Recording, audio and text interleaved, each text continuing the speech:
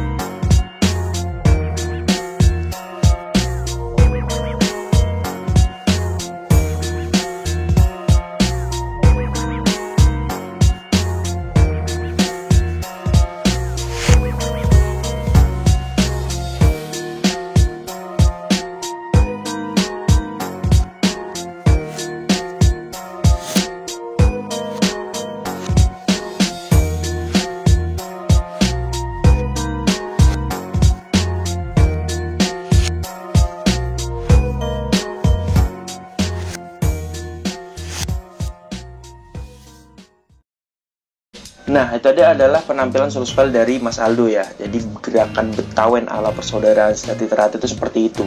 Saya yakin di berbagai organisasi yang beraliran pencaksilat setia hati itu pasti ada gerakan-gerakan semacam itu. Jadi kita sebagai warga harusnya kita menggali wawasan kita lebih dalam ya kan ya. Karena aliran setia hati ini merupakan gabungan dari berbagai macam aliran pencaksilat. Sebenarnya tanpa kita harus mempelajari aliran bela diri lain, sebenarnya di setia hati ini sudah ada ya kan. Namun karena kita semua mungkin terlalu menutup diri ya kan, merasa sudah cukup dengan ilmu yang kita dapatkan selama siswa hingga warga, itu mungkin kita tidak bisa menambah wawasan kita. Apabila ada dulur-dulur yang memperagakan gerakan-gerakan baru yang sebenarnya itu sudah lama ada di SH, dia dianggap memperagakan suatu gerakan yang di situ bukan ajaran SH. Padahal semua aliran yang riwayatnya pernah dipelajari oleh Yang Suro di perantauan itu pasti ada permainan pencaksilatnya di organisasi yang tergabung dalam rumpun setia hati. Oleh sebab itu dulur-dulurku, mari kita buka wawasan kita, jangan sampai kita menutup diri, justru kita gali lebih dalam lagi. Apa saja sih permainan pencaksilat yang ada dalam aliran setia hati ini terutama. Oke dulur-dulurku, terima sudah menonton video terbaru dari Bima NF, dan sampai jumpa di video Bima NF yang selanjutnya. Salam persaudaraan. Yo, cek, wow.